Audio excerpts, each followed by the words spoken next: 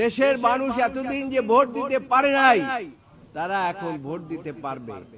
এবং সর্বশেষ যে কথাটি আদালত বলেছেন যে পার্লামেন্ট এবং এই যে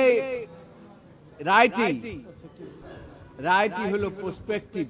আমি আগেও বলেছি, আমরা আবেদন করেছিলাম যে আপিল এবং রিভিউটি মাননীয় আদালত আপনারা প্রসপেক্টিভ ওয়েতে আপনারা এই বিষয়ে বলবেন, এবং আইনের ব্যাখ্যাও আমরা সেই জন্য দিয়েছিলাম।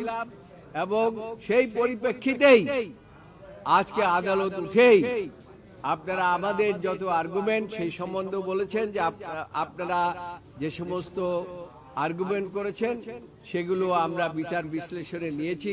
তিনি একটি বিষয়ের উপরে বলেছেন যে তত্ত্বাবধায়ক সরকার ব্যবস্থা যে 58(1) and 58(2) আর্টিকেল 58(1) and 58(2) আবার পুনর্বহাল হলো।